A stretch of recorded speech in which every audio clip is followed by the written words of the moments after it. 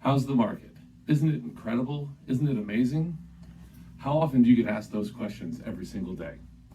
I know I get asked them constantly, and it's an interesting question. How do you answer that question? So, this is Matthew O'Connor with Winning at Real Estate, and here are a few thoughts on how to answer that question, especially right now, today. We just had an article come out from Inman with a pretty sizzling headline, which talks about the fact that new home sales are the lowest, or record low, however they said it, in over a year.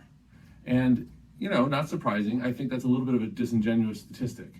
Not surprising because obviously Hinman likes to make headlines with anything they put out there, and that was a good headline. Probably got a lot of people's attention. I know I've had several inquiries about it from our company already.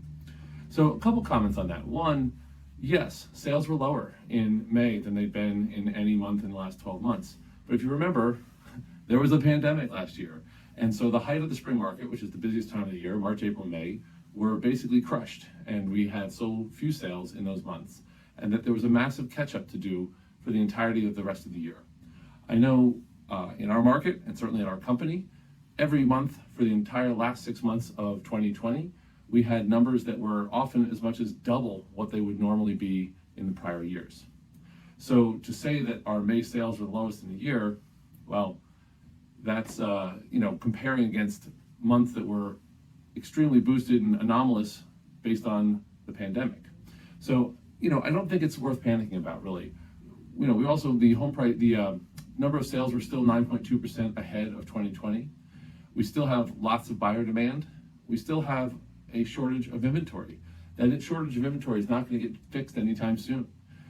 That really stems from a couple of different things. So for one, builders have been underbuilding for 10 plus years, really since the end of the '08 downturn. Builders have been underbuilding. And what that really means is they've been putting fewer new units into production than the growth of the population. So clearly there's going to be a divergence there, and we're going to have a housing shortage. So that's been predicted for years. And then, of course, with the pandemic and all the additional moves and churn in the market, that's only accelerated that process. We also, coming out of the '08 intern, had a lot of institutional buyers buying up houses and then holding them. So I think we still are seeing a number of homes that just aren't even in circulation related to that. So I think that's part of it in addition. So, the market is going to be solid for a long time. The average price and the median price of homes went up in May, continues to go up in May. It was higher than any month in the last 12 months. The inventory is still tight, although it's probably not quite as tight, which is actually going to be a little bit healthier going forward.